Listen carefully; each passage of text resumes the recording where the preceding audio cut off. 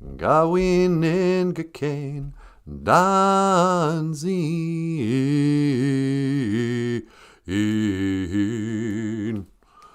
Oka hey, BOOZHOO.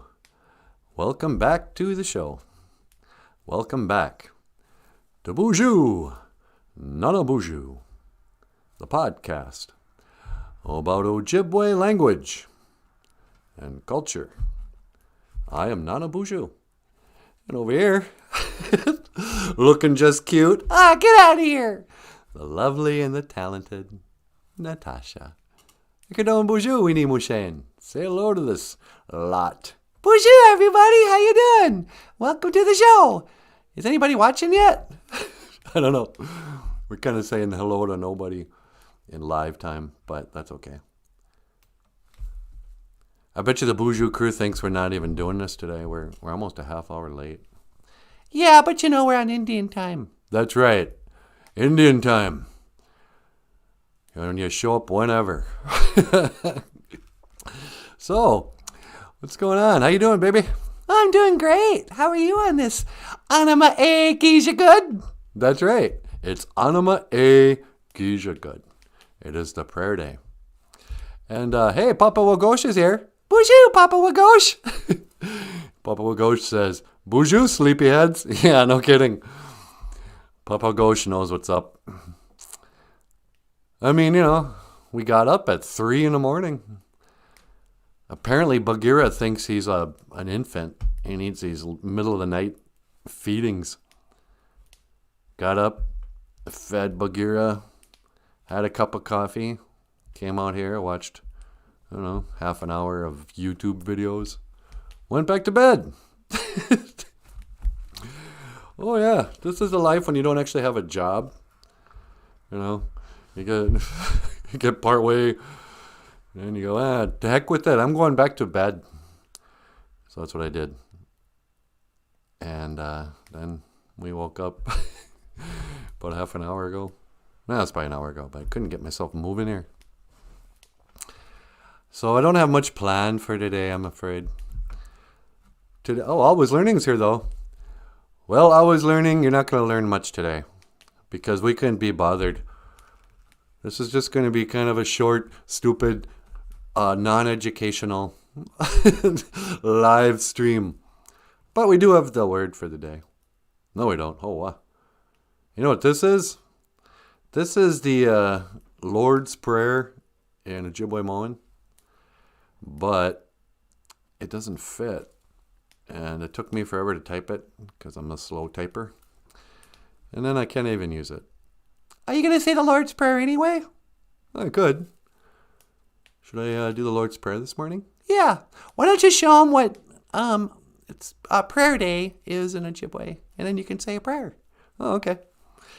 So prayer day in Ojibwe is Anima A Geisha Good. And I know the BOOZHOO crew knows this, but for any new viewers, Anima A means prayer. Anima A means pray. Anima A Geisha Good is a prayer day or Sunday. Because back in the days of the grandfathers. Oh, wow. That just made me think of something. What's that? Well, I'll tell you in a sec. So back in the days of the grandfathers and the boarding schools and the residential school days, I think that's when we decided what to call days of the week. I almost think, and I could be wrong, but I almost think we didn't have individual names for the days of the weeks. And if we did, we forgot what they were. But in boarding school, Sundays would be prayer day, church day. So I think that's when Indian people were going to boarding school, they came up with the names of the week for themselves. And they called Sunday prayer day. But speaking of boarding schools, I'm almost wondering if we shouldn't do another boarding school episode. Really? Yeah, the recent news about the residential schools in Canada finding 250 or 215 or something remains of children It's just depressed me. Yeah, me too. And I don't know. I almost hate to go down that path again, remembering what happened. But, if we don't talk about it, people aren't going to know. So, I don't know. What do you think, sweetie? You want to talk about boarding schools? Why don't you say a prayer first and see if you should? Oh, that's a good idea. All right. Papa Ghosh says, lots of sad news from Canada about the children. I know. I can't stop thinking about it. It's just so sad. Nada wishanang chi mushki gaba wikan minawa. Help me to have strength too and a strong heart. Yeah. Zungade ayan. That should be our phrase of the day. Help me have strength and a strong heart. You have to have a strong heart just to learn about history. As we look into a lot of this old history, you start to learn about a lot of the lies in history. And I love to kind of get the most from your device with this vantage. Oh, I hate it when the computer does that. But what were we talking about? Oh, yes. Boarding schools. I love to kind of re-examine what the history that I got taught was and then try to figure it out with new eyes sometimes. It's kind of a game a lot of natives do where they retell the Columbus story and think, okay, this is what's so stupid about that story. And then blah, blah, blah. And they'll say, oh, the history books will tell you this, but then this is what actually happened. And I do this. I actually do this with boarding schools too. What do you mean? Well, I did a lot of teaching in schools over the years about my grandpa's running away from boarding school and what the boarding schools were historically and why they were. But then in recent years, I've been kind of following more of the story. So like we all grow up, actually a lot of us don't even learn this until college. But when I was a little kid, back in the days of the grandfathers, my grandma and grandpa both went to boarding school. And my grandpa Aubrey, he was born in 1913. And he went to the Flandreau Indian boarding school in Flandreau, South Dakota. I don't even know how many miles away. It's like an 8-hour car drive from, maybe even 9, from Bena to Flandreau. So a long ways away. And I would always tell the story about how he ran away and how he was beaten. And I even heard a story once. Remember those ladies who were talking about the abuse at Flandreau? And how they jumped a nun? Yeah, that's right. That was at, what was her name? Mrs. Goodwin. Yeah. There's some amazing stories of these little kids persevering at a school. And if any little kids are watching this now, what a boarding school was, they call them residential schools in Canada. They were schools you lived at. And the first time they tell the story, they say, the government came and took the children away and brought them to schools where they weren't allowed to speak their language or practice their culture.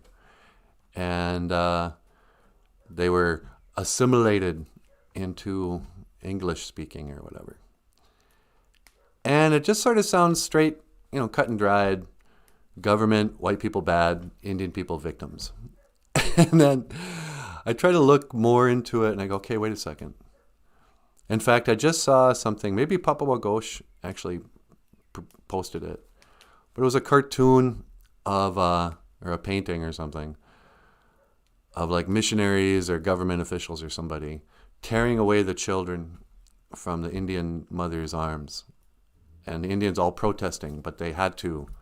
And it said something like, can you imagine the government coming and taking your children away?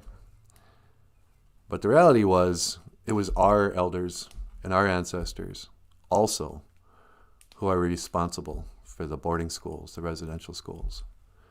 This was a treaty agreement that Indian people also agreed to.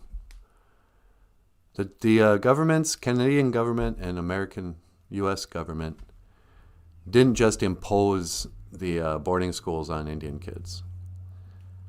Our elders knew that Indian people would be second-class citizens if they didn't speak English, if they didn't have the same education as the non-Indian people. So it was us. We said, look, okay, we will agree to a lot of these treaties, but we don't want our children to be second class. We want them to be educated. And there's no way the Indian people could have taught them English and the English stuff. So we told the white government to come up with education. And by and large, Indian people agreed to send their kids to boarding school. My grandpa's dad, he was paid for it. And people don't like to talk about it because Indian people don't like to air their dirty laundry. But there are a lot of families that have resentments, and the families broke up during that generation because the parents sold their children to boarding schools. And movies will always show it like, oh yeah, and then they took them far away so the families couldn't visit and they weren't allowed to go back. Well, yeah, in some cases. And in some cases, the Indian people came. There's a famous photo of Flandreau with a bunch of teepees out in the field, just a couple 100 yards away from the boarding school, where their families just wanted to be near their kids. But, there's a lot of broken families back then, too. I've heard it said that our community became crappy during that generation, like when my grandfather was a child. Because they said all the children left the village at the same time. And all I had left were grown-ups who would misbehave. And yeah, there were a lot of people were depressed because their children were gone. But the way my uncle put it, he goes, think about it. When you have little kids around, everybody kind of behaves. If you have a birthday party and there's children, you have cake and presents and games. But you take the kids out of the community, and now when you have a party, now it's booze and fighting and all kinds of trouble. So a lot of these families, when the kids went off to boarding school, the family broke apart. They didn't come visit either. Once in a while, the kids, the school would have them write home, but they'd write home in English, and the families couldn't read their letters. It wasn't like we had perfect families and no problems, and then the boarding schools came and just ruined us. We played a part in that ruining ourselves. My heart breaks for these little kids who died at boarding school. And I'm mad at the boarding school.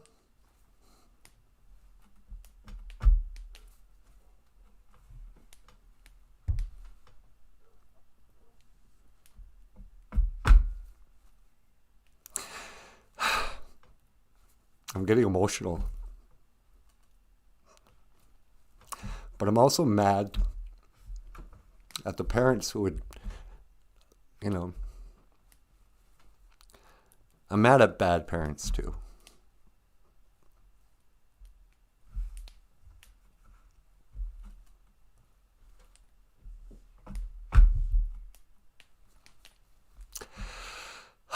I don't know, man. Why are you crying? I don't know, I'm sad. Yeah, I know. I am too. So let's say a prayer. Because it is Anima Egijigad. Gichimanadu. Tagawi Duka Wishin. Great Spirit, please help me.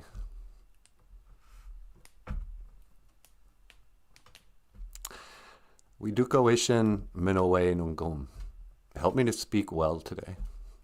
I didn't realize this was going to get all heavy instantly like this. This is not my intention, but now I'm feeling sad. Gichimanado, Migwech, Kaiji Bamadazian. Thank you for my life. Ikadon Boozhoo ni Nokomis ni Mishomis. Dashni ni Mishomis. Say hello to my grandma and grandpa. I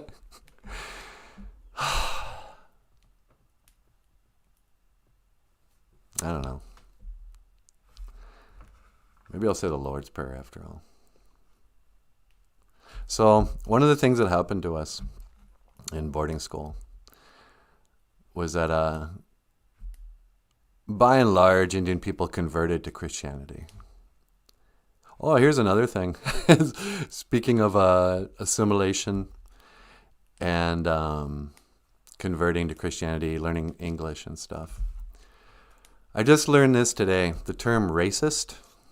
Do you know where the term racist was first used? Oh, I have no idea. Was it like for slave owners or something? No, I think it was, I heard that it was used for Indian people in the mid-1800s who didn't want to give up their traditional identity and traditional ways. The government and the boarding schools would call them, oh, that guy's a racist, meaning he wants to stay Indian. He doesn't want to become white. And so they first started calling Indian people who didn't want to assimilate racists. No, they're into their race. They're racists. And I thought, isn't that weird? It just turned backwards. But, so, you know, there were some racists who didn't send their kids. You know, I have an uncle, or had an uncle. My grandpa and his brother and his sister, all from one family, all went to Flandreau. But they weren't allowed to see Tootie. The boys weren't allowed to see the girls. So they knew she was there, but they never saw her. And, but my Uncle Ernest never went. And, you know, and he was the guy who still, like, he would, I mean, they were all ricers, but he would, you know, preserve his rice in a different way, or in the old way. But Ernest and or Aubrey, my grandpa Aubrey, and Ray, and Tootie were all at Flandreau. Am I still praying? I don't think I am. I'm being gay. Oh, why am I so bummed out? You know what I think? What's that? I wonder if you're not being visited by spirits. Really? Yeah. You know, sometimes when I get emotional, if I'm talking about something and I'm like more emotional than I need to be. Yeah. I think maybe one of our ancestors is sitting with us. Oh, you think so? Yeah, I bet you your grandma's with you right now. You think so? Grandma, are you haunting my house? Well, she's not talking. Do you think Princess haunts your house? I hope not. I hope she's in heaven. Princess is my cat who died. I wonder, you know, because she passed away here. Maybe her spirit's still here. I don't know.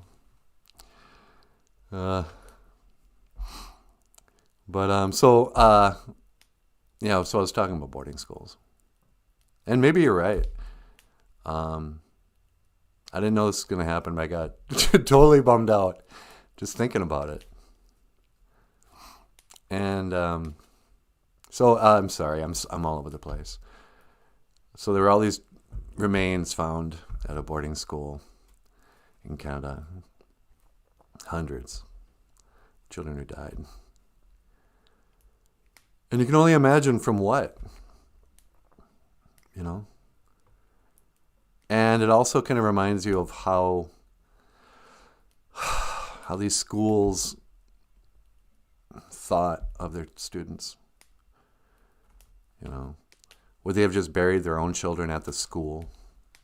Did they even notify the parents Was there so much disconnect between what happened to the children? I wonder how many of these parents even knew where their kids were.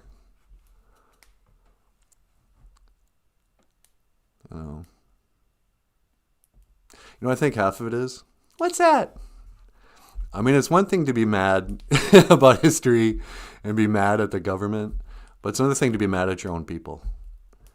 Yeah, it's kind of like you were talking about yesterday with, guilty liberals who hate their ancestors. Right.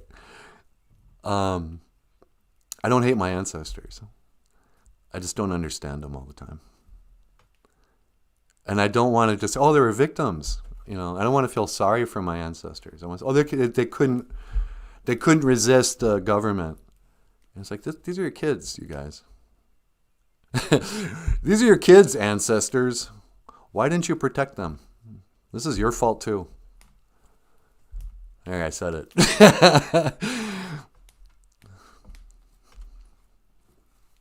I don't know. I'm mad at everybody. I'm mad at the kids for dying too. Why didn't you run away? I don't know. I'm not mad at them. I'm just sad. But this is where we this is what happens. This is where we end up. So in my little corner, in our little corner of history, and in the present day, we've got these wounds, got these grudges, and anger, and emotions. And then you enter the public sphere and you want to talk to people about things. And they have their own version, If you're black, you might have your own baggage of slavery or whatever. If you're, a woman, you might have wounds from history. And when you read about it, you get angry. And then you're expected to just kind of table it and be reasonable and talk about, okay, here's some solutions, or here's new ways to look at things, or this is why life is awesome. It's hard sometimes not to get cynical.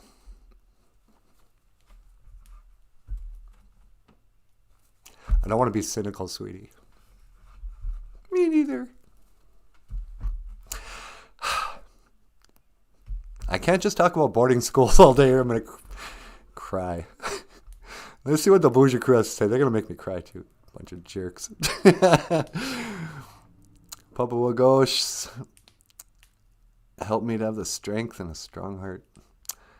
I have a question. My grandparents and Joseph's grandparents were raised in poor farms or state schools. Would that be similar to a boarding school? A lot of Indian people were sent off to these poor farms too. They were like indentured servants, or, there were children who would get kind of adopted to a farm family and became farmhands, but they weren't treated as children. They were just children laborers. And they weren't paid. They were just like fed and housed. So I don't know if I Was Learning is in Canada or America or US or what. But I think the boarding schools were a lot like Catholic schools and military schools. Kids lived there. The military part was the boys were trained like it was a military school. They'd have army uniforms, you do marches, drills. A lot of people credit the boarding schools for why, the Anishinaabe were such great warriors in World War II.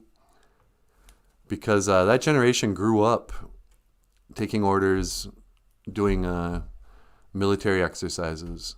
And so when World War II came around, in my grandpa's day, number one, all the Indians just signed right up. They were like, hey, guess what? Here comes a war. This is what we've been training for since boarding school. And so they signed up and, you look at these old yearbooks from boarding school and the kids are in great shape. You can't find an overweight Native American at boarding school in the 1930s or whatever. These guys were cut. And so they breezed through boot camp. They became infantrymen and all this. Tomorrow we'll have to talk about Memorial Day stuff. But I guess today we're talking about boarding schools. I almost feel like we should pull up a boarding school song, huh? We could get ourselves together. Yeah. All right. Maybe I'll play that song for everybody. But yeah, so I'm not sure if your grandparents had a similar experience or not. And again, I mean, I think life was pretty tough for kids in that generation. Sometimes I'm quick to kind of go, quit spoiling your children with modern day parents. Your child is not your best friend or your hero. You're their parent. Quit talking like that.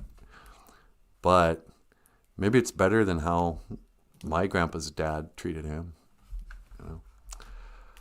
Or allowed him to be treated. Somewhat poor families were family boarding schools where children only. Some were taken from the farms also. Oh, really? Were they like debtor's prison type thing? Why would they take the kids? What right? I mean, every boarding school had a farm too. So it probably was like that. But I don't know the history of the poor farms. Poor farm is pretty much where everyone else unwanted went. Oh, okay, thanks. I guess I'm wondering what they are. Not Indians though, but orphans, unwed pregnant women, abandoned elderly people, people with disabilities. There is a huge mystery out there about, what do they call it? The reset or repopulating of North America. There's a thing called orphan trains. And during a period in history that's not well explained, there were just thousands of orphans. And they would have trainfuls of children from New York. They'd ship out to the Midwest to work in weird places and repopulate. And I've never had a good answer of what happened to all these kids' parents? Oh, there's a lot of disease, whatever. Really? Or what happened? Probably everything we think we know about our history before our actual people we knew, our grandparents' generation, is probably not correct. I'm pretty convinced that everything that was published about history can't be counted on. Something happened in the there was a big cover-up. If you Google city fires, you'll find that, I forget which year it was, but from San Francisco to Boston, every city had a major fire that destroyed most of the city, and they had to rebuild it. And there's some speculation, I speculate, that there were cities already built here. And when the founders came to the United States, they found that this place was already inhabited with grand buildings in every city, and they destroyed it and started over and covered it up and claimed that they built all the buildings. But what they did was they found buildings. And I don't know what to do with what were natives doing then. Maybe we were shipped in too, like in the 1800s. Who knows? But we were sold a story that all of North America and apparently South America was untouched until 1492. And yeah, there were a few savages roaming around the woods like Tarzan. We didn't even, have swords or horses. Just recently I heard somebody come out and say, yeah, by the way, we did have horses before Columbus. Yet another thing to ignore in your history education. So I don't know what happened in the past before my grandfather's time. And even then I'm kind of sketchy. But there are these weird stories of, unwanted people without families at all.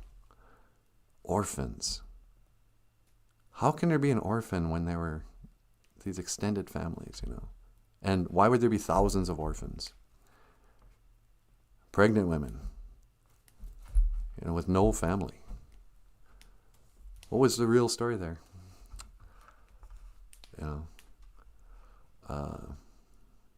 My grandfather and his siblings were taken from the state because their brother died and 2 stepmothers. Okay, so the state intervenes when your mom dies. The state took many kids from their fathers back then for similar reasons. The state would just take children away from family? That sounds weird. We have a former farm in the area where you put people with mental issues. Government run been to the cemetery, just number markers, most unknown. Isn't that crazy? By the state, yeah.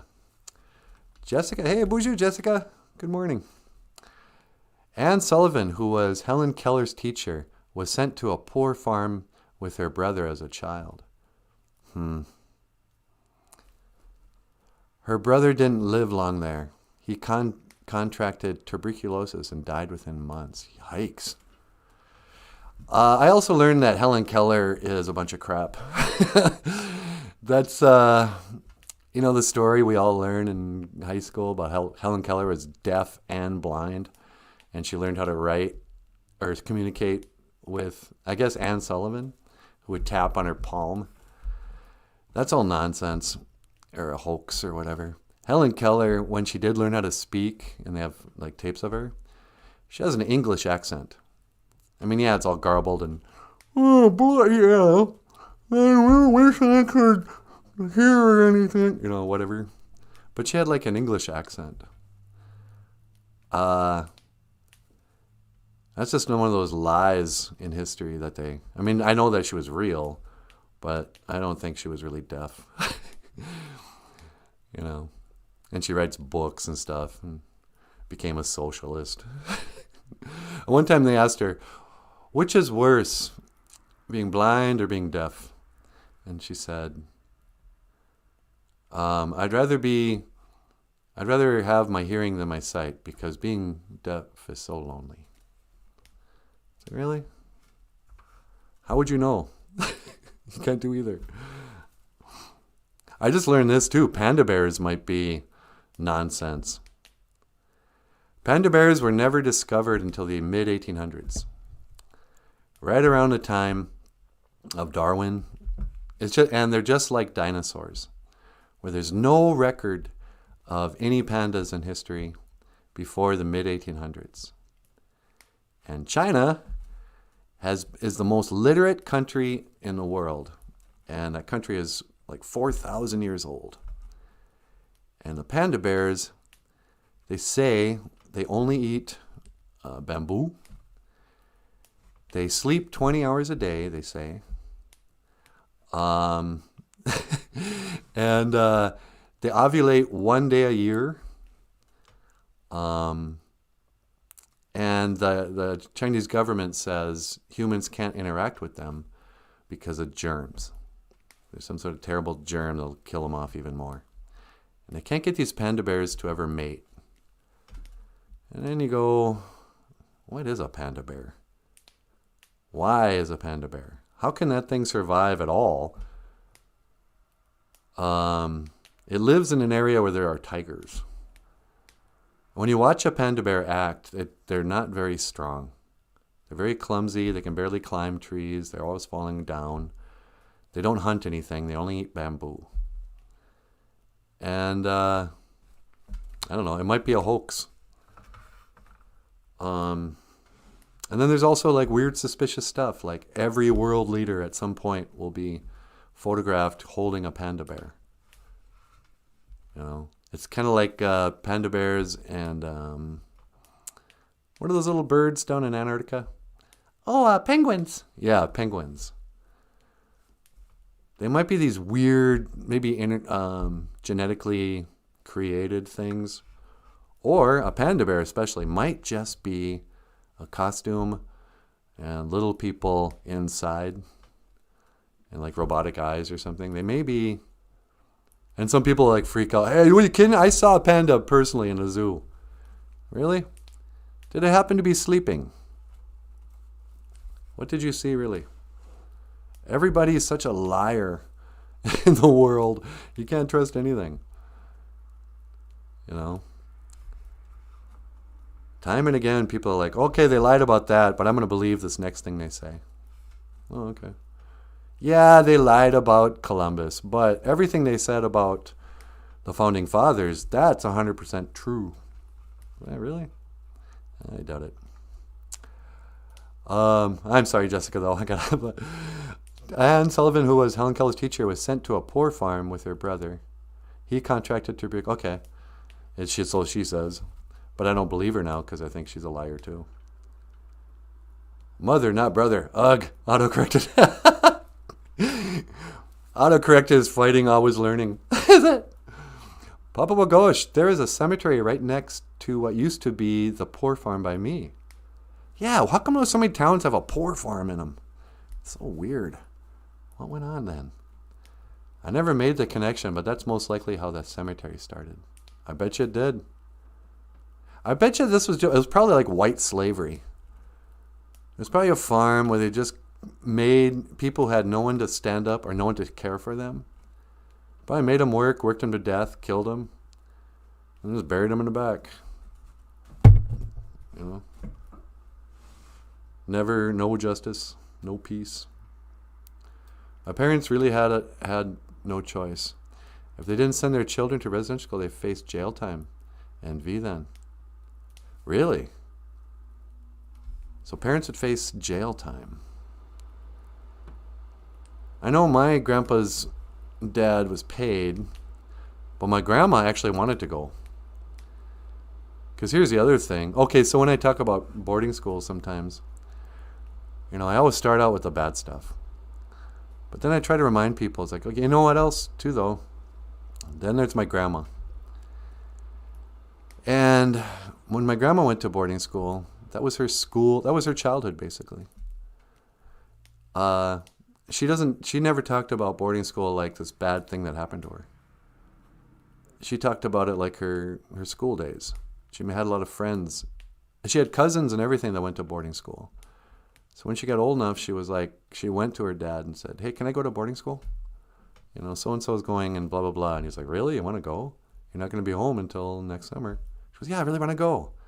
Because she lived out in the middle of nowhere. They had no school. People forget, like back in the day, my grandma's living in, today it's Longville has, like, I don't know how many people, but it's in the middle of the woods. It's a good 25-mile drive from the next town, which is also about population 200. So she's living in the middle of the woods with a bunch of loggers and Indian people. And there wasn't even a reservation yet. And my grandma went to my grandfather, or to her dad, and asked if she could go. And she went the whole time.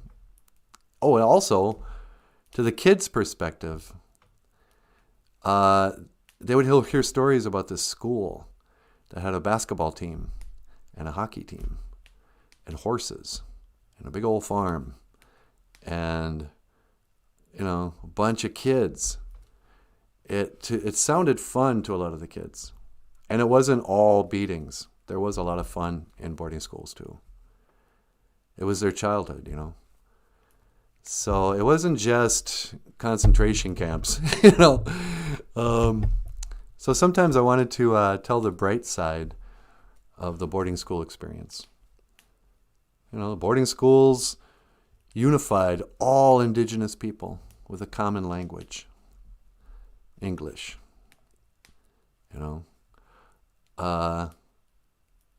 For whatever you think a government education's worth, which as I get older I start to think less and less of, but these kids did learn math and reading and writing and government propaganda and everything else. But my grandmother never begrudged her boarding school experience. And she never knew anyone who died while she was there. So I've been sort of an apologist for boarding schools in a way. But I don't think I can be anymore. I'm going to look for a song that I wrote about my grandpa running away from boarding school. And I know a lot of you have probably seen this, but I kind of feel like I should play today. My grandpa didn't care for boarding school.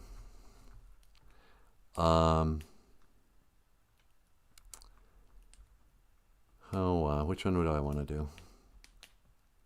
Okay, actually, you know what? I'm going to do this old one that Michael played on.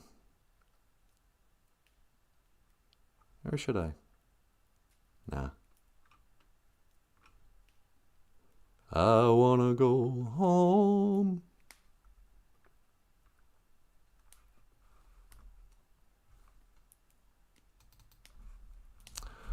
All right. Here's a song. What am I doing? That's not what I wanted to do. All right. So, actually, I'm going to keep reading here a little bit. Papa Wagosh, Miyu, Miniji. Much respect and love to the crew. All right. So, here's a song I'm going to play that Michael Lyons wrote about his grandpa Aubrey. Today is prayer day, but it seems to be residential boarding school. This song has really served us well over the years. When Michael wrote this, he wrote it because his grandpa told him the story about when he quit going to boarding school. And this is a story. Aubrey Lyons, Michael's grandpa, was an Anishinaabe from Bena, Minnesota. And he was born in 1913. He used to say, I was born 8 miles east of Bena as the crow flies. And he went to the Flandreau Indian boarding school when he was a really little guy. And Flandreau, as I said earlier, is a long ways away. And as everybody here probably knows, the boarding schools were set up to assimilate the children into English-speaking European culture. And you weren't allowed to speak your language. As soon as you showed up there, they took all your clothes and all your belongings, and they cut your hair, and they gave you a new name. And they told you you could never mention anything about being an Indian. You could not practice any spiritual activity outside of Christianity. The people who set up the boarding schools, their mission, they said they wanted to shame the Indian kids about being Indian. They said by the time they're done, the only thing Indian about these kids will be their blood. Indian boarding schools' logo or motto was, save the child by killing the Indian. So, my grandpa didn't like it, and he ran away. And he ran away by jumping on a train. He and his brother Ray would sneak out at night. And it wasn't far from the school at all. I went down there. And these trains would go by slow enough that you could jump on, heading north. And my grandpa figured, even at 14 years old, that he could jump on his train and it would go all the way to Bena, and he could jump off and get home that way. And it does, by the way, Burlington Northern. 3 times he did this, he and his brother Ray, and 3 times he got caught. Cops would catch the runaways. They'd search the boxcars at train stops. And my grandpa said there were adults who sometimes would help them, hobos he called them. Men who would ride the rails and help the kids share their food and blankets and whatnot. But he got caught 3 times, and 3 times it took him back. And I can't tell the story more because I'll cry. He eventually did get home and lived out his life. But this is home.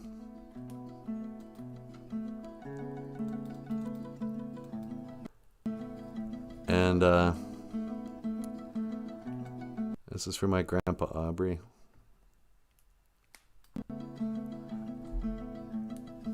And I will be back. Sweetie, you teleport me away? Playing a little Sure. guitar here. How you doing? That didn't work. I think we shut off the song. Okay, hold on. I tried to teleport away, but it didn't work. All right, here's the song.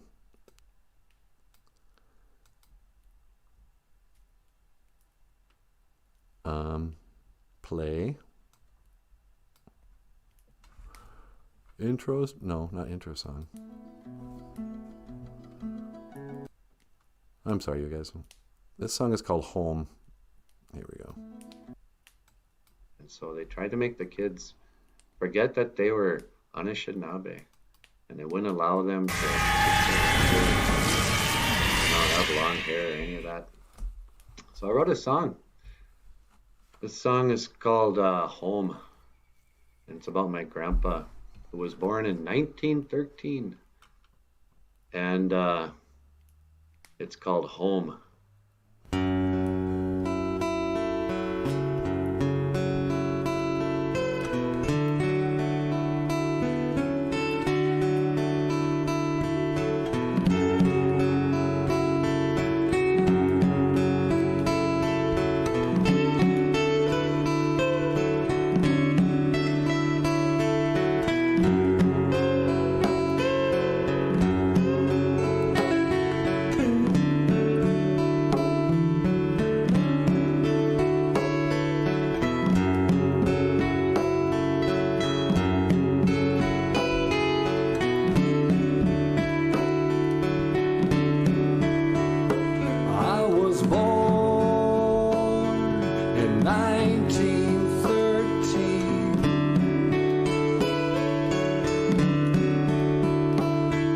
Storm of 1913. But then at boarding school, I was nobody's fool. Down at Flandreau, I grew madder every day. That's why I had to run away. This is no way to live. I wanna go home.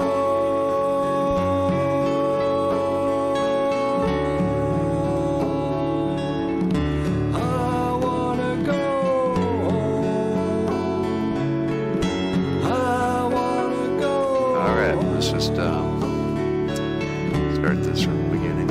And on a fateful day, me and my brother Ray, we planned our getaway. If we can make it to the tracks, we won't be coming back. We're gonna hop a train. I thought we got away, but then the cops came and took us back. They took us back. But I wanna go home.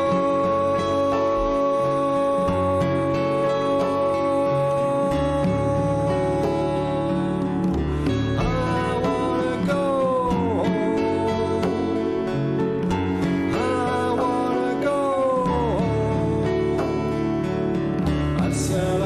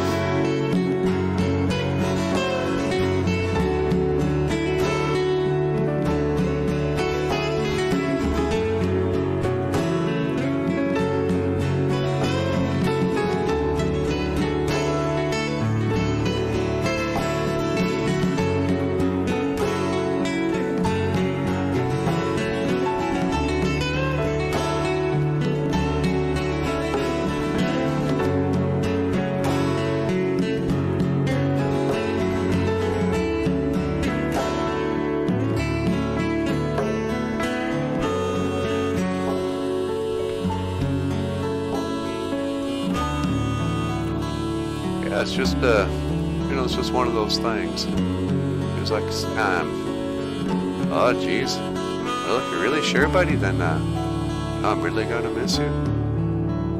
I remember it still. I saw her whippoorwill on my windowsill. How could I sit still? I got right up and I walked right out. The teacher said to me, where do you think you're going? Boy, I said I'm going home.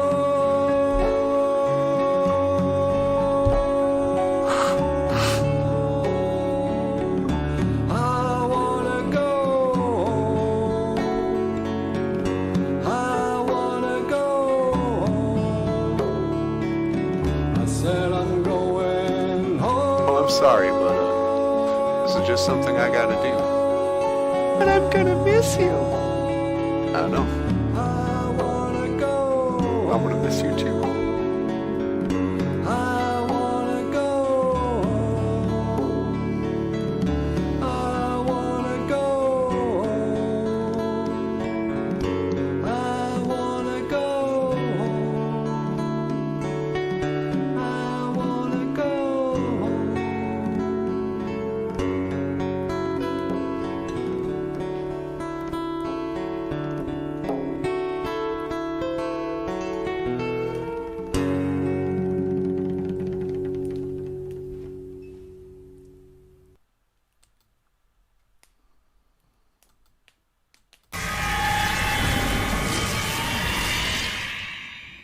Thank you for teleporting me, sweetie. No problem. All right. Home. So that was the story of my grandpa running away from boarding school. And, lucky him.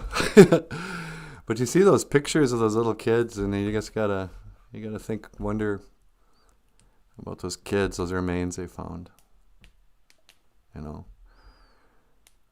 Those are the ancestors I honor. Not their parents and grandparents who couldn't protect their kids for whatever reason. I don't respect them. Remember that movie Trainspotting? Yeah. And that scene where that guy was like talking about the English and how much he hated the English. And the guy goes, yeah, I hate the English.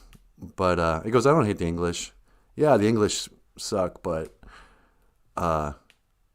Scotland got colonized by England. I don't hate England. I hate the Scots. He was like disgusted with his own country for being colonized. And, once in a while, my anger turns from the white people back to the Indians going, doggone it, you guys. You call yourself warriors. You couldn't prevent any of this. You couldn't protect your families and your culture and your language better than that. It wasn't my grandfather's fault that he didn't speak more of the language. But it was his dad's fault. And the schools, I guess.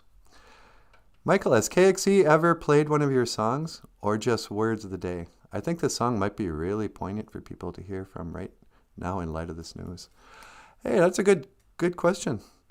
No, I sang it once. Oh, I'm sorry. She's asking you, Michael. Yeah, I sang it once during an interview, but no, it played on a station in Wisconsin at least once, I heard of. A copy of it's out there in Radioland that people can, but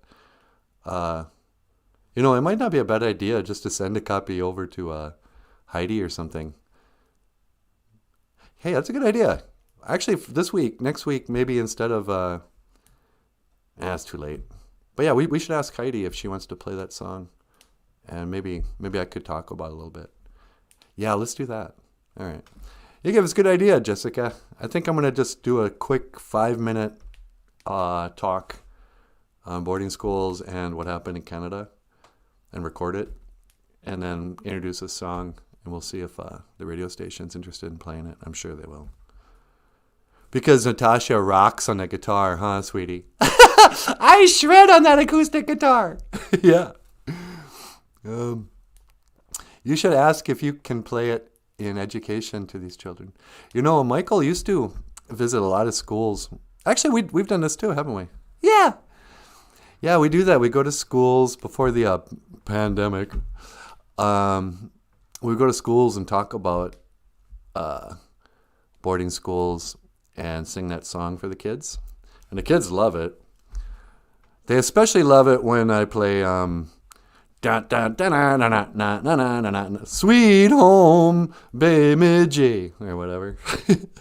Because the kids, they recognize that guitar riff from, I think, one of their video games. Rockstar, probably. Yeah, huh?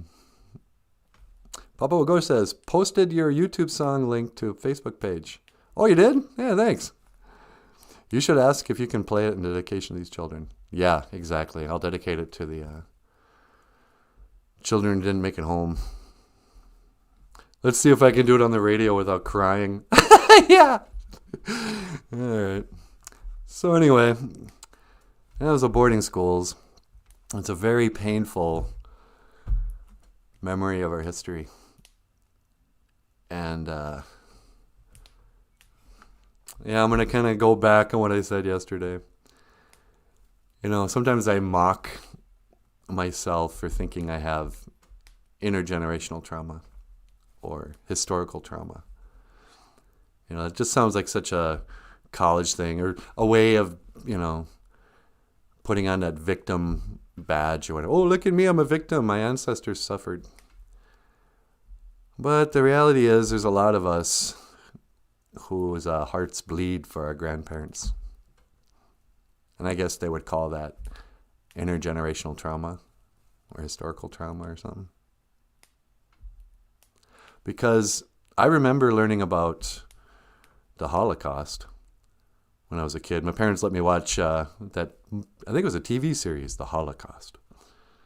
And it was fascinating, you know. I was a little guy. And it seemed pretty obvious who the bad guys were. The Nazis, they're dressed in black, you know, knee-high boots. They were mean. And who the Jews were. They were in the concentration camps. And they were the victims. But it didn't make me cry. But I remember the first time I saw Where the Spirit Lives in school. I think it was in the 8th grade or 9th grade or something. Came out of Canada. And in fact, I got to know what that one actress. Michelle St. John? Yeah. BOOZHOO, Michelle. I don't know if you ever see the show, but the main girl in that is like my age. And it was a story of a boarding school in Canada where the spirit lives.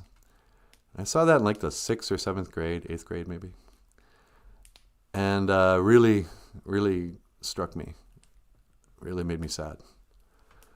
You know, cried at it and stuff.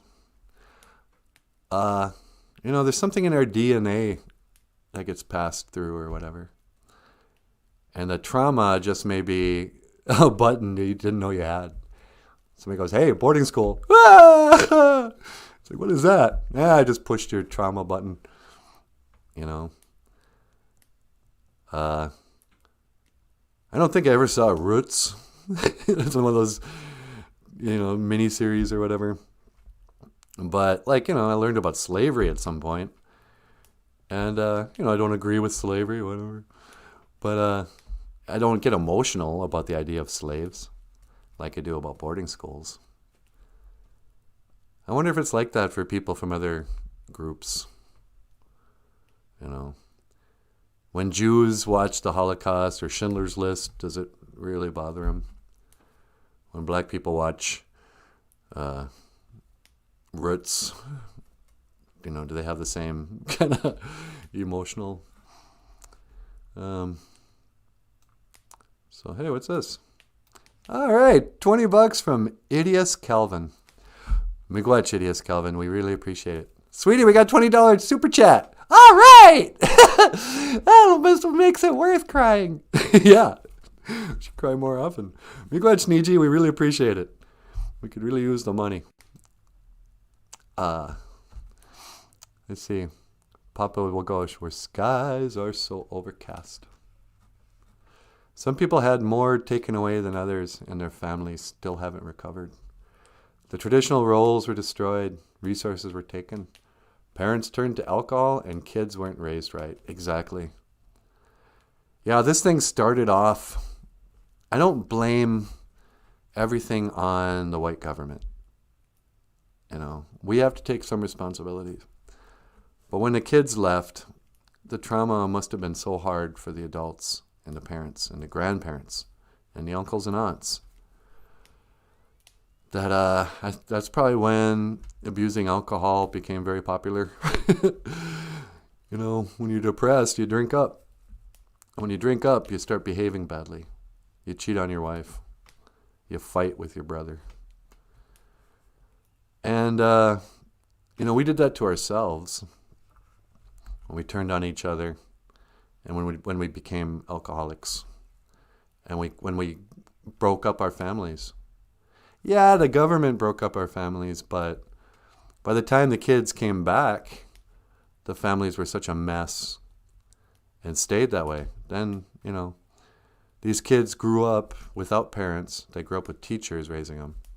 They go home finally, and now their actual parents are divorced, running around, they hate each other, they're drunk, they're traumatized. And so they start to behave that way. And they start having kids and traumatize their kids with no, you know, with broken family stuff. Yeah. And then it just snowballs. We had a murder in my town yesterday, or a couple days ago. Indian guy killed another Indian guy. And, you know, of course, drugs are involved. And people are writing saying that he used to be a good kid. I remember him in 7th grade. He was a really nice kid. These drugs are doing something to these children, you know. And the little village where my grandmother is from, I just saw something about how there was a big drug bust of liquid meth or something. I don't even know what meth is, to tell you the truth. I think it's a powder or a glass. Oh, yeah, it's like, what was that HBO show? Breaking Bad? Yeah. That's meth. But anyway, they have meth in the middle of it, you know. Northern Minnesota is still not that populated. I mean, yeah, everyone thinks Minnesota is like Minneapolis, but up here, there's still a lot of gravel roads and miles and miles and miles of woods. And in the middle of all this, poor little communities, somehow connecting with other people to bring in hard, heavy, dangerous drugs. And lots of it. You go, how are these poor people finding the money to buy these drugs? I don't know.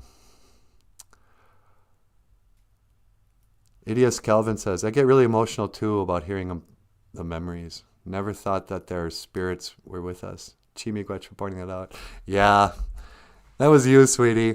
What? When you pointed out that grandma's probably here with me. Yeah. Yeah. You know, we all have stories of our elders like near death, seeing spirits. Oh yeah, that was crazy. Remember that when grandma was dying and she kept on looking at over the shoulder to say, hey, they're here to get me, you know. We all know that spirits exist. We don't need, most Indian people don't need much convincing that a spirit exists. But then we don't necessarily think they're right around us right now. You know, I think they can be called upon. And it doesn't have to be in a sweat lodge. In fact, I almost think some people get kind of reckless with spirits in the sweat lodge. You don't want to just call in any old spirit. But if you call in your ancestors, call in your grandma and grandpa, maybe they'll come. Maybe they'll help you. I sometimes picture my grandma or something just sitting next to me. Just being here.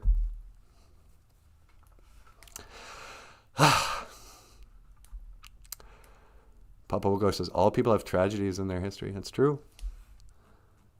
It's really true.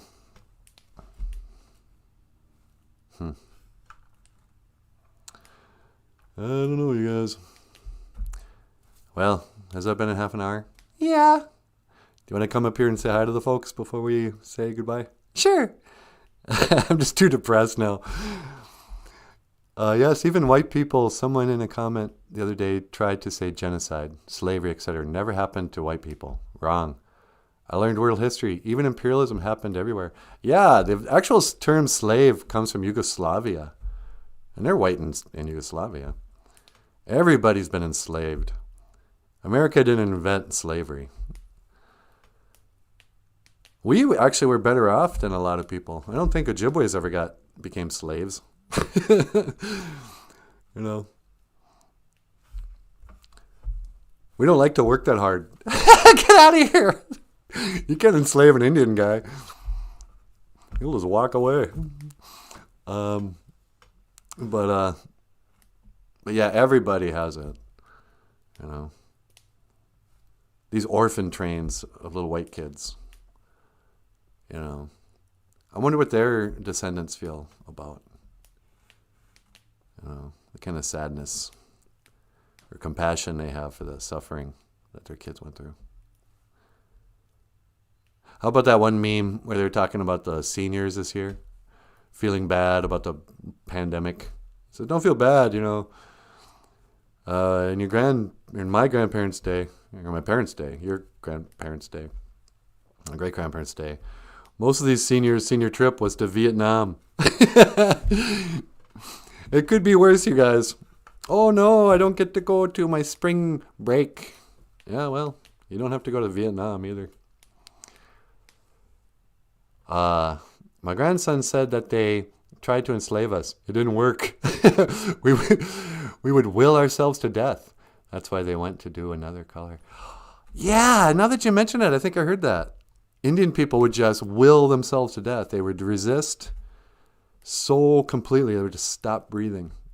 There used to be stories how elders, especially, like Eskimos and stuff, they'd go out in the wilderness to die, and the elements wouldn't kill them.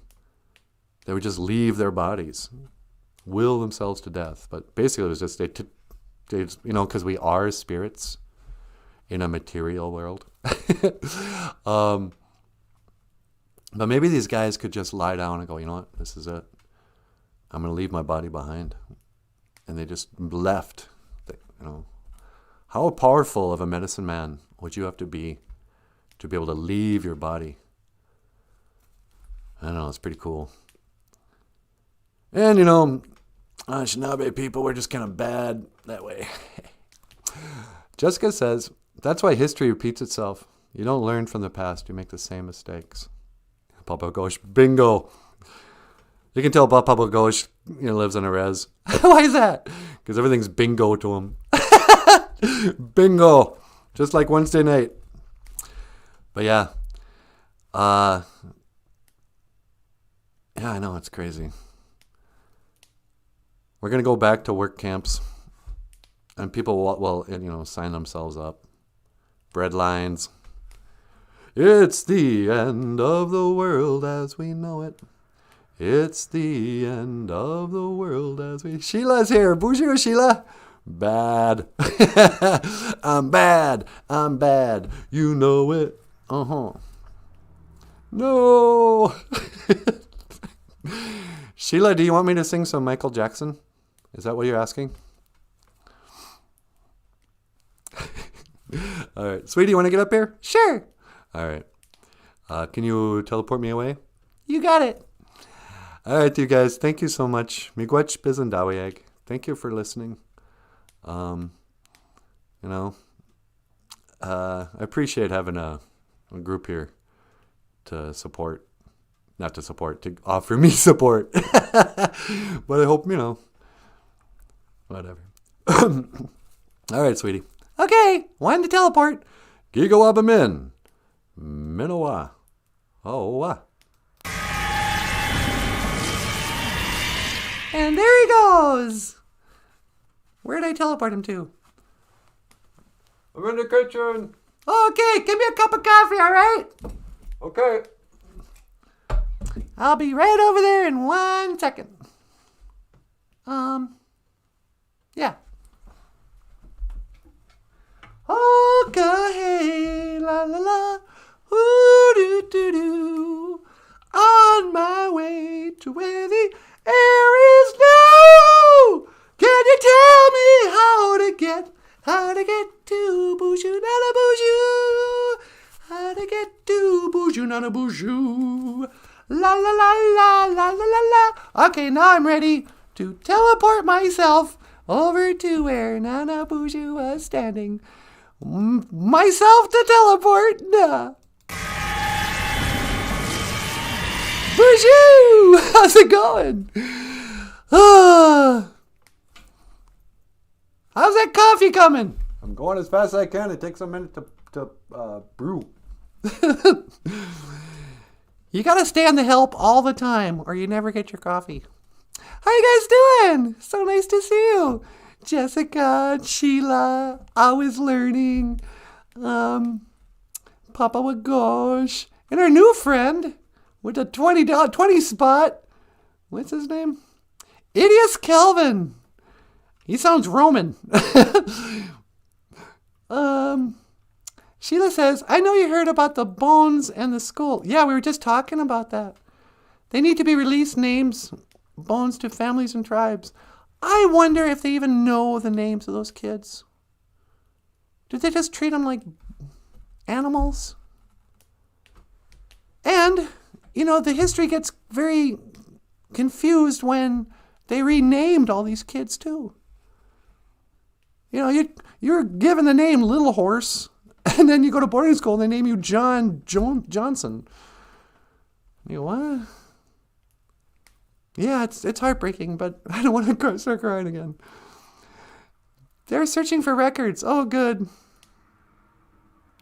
Better late than never. Natives always had it right. Yeah, we did. We had it right in the way. This is what's so weird about the boarding school Christian dilemma.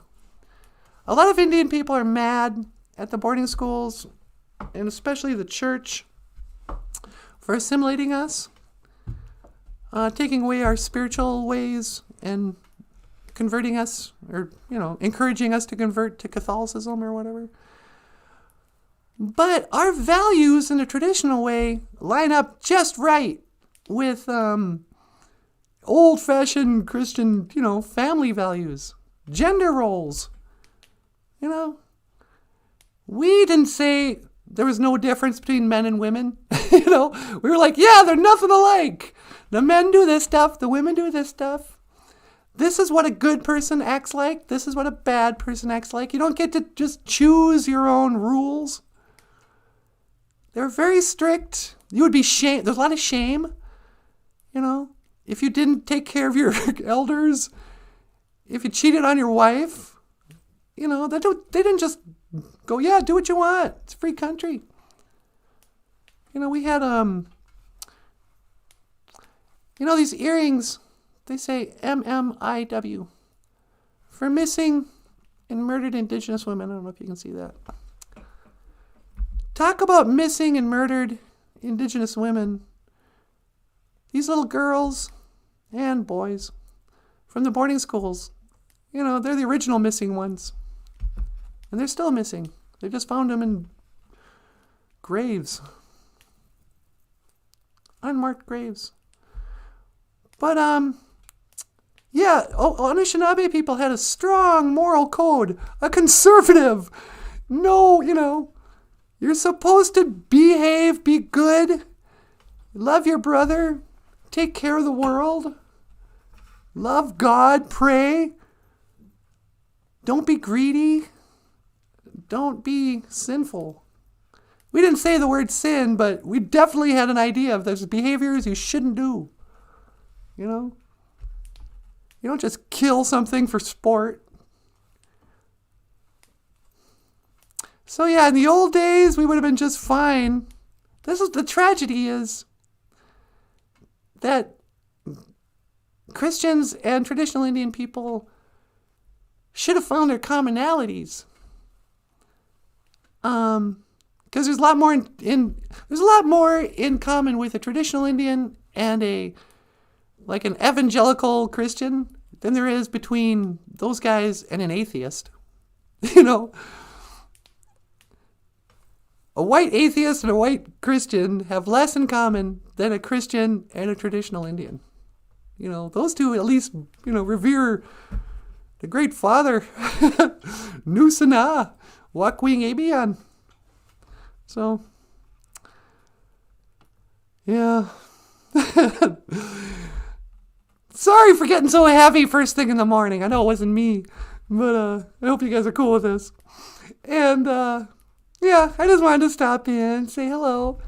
We never got around to the Ojibwe word of the day. Where's the gibberish cartoon? Here's Gajagant's little cat. I was watching some videos this morning. And cat videos on YouTube are still super popular. And I saw this one cat video.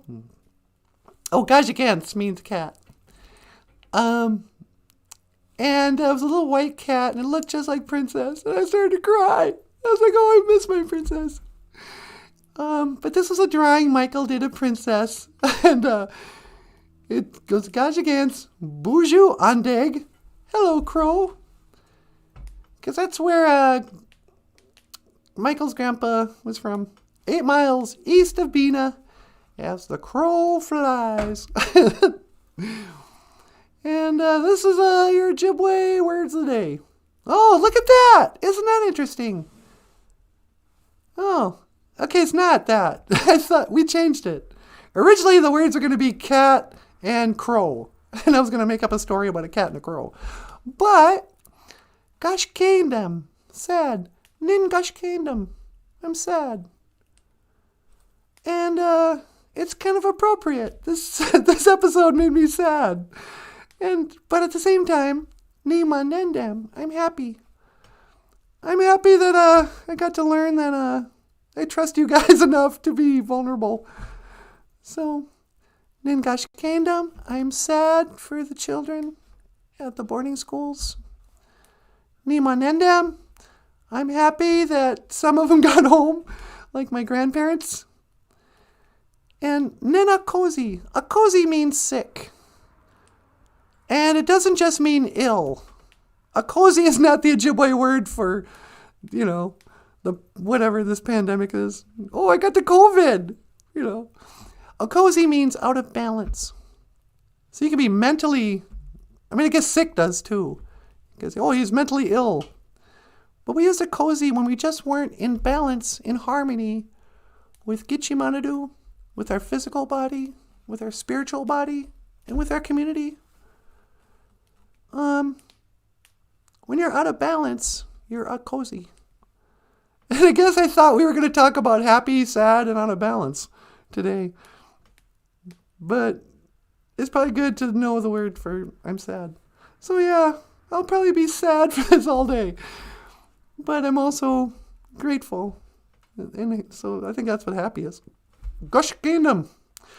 Remember A's sound like gush. E's sound like A, K. And D's are so dumb. Gush Kingdom. And if it was me, I'd say Nin Gosh Kingdom. If it was you, I'd say Gi Nash Kingdom. So yeah. Papa Gosh says, Gigo Abba Min Agutch.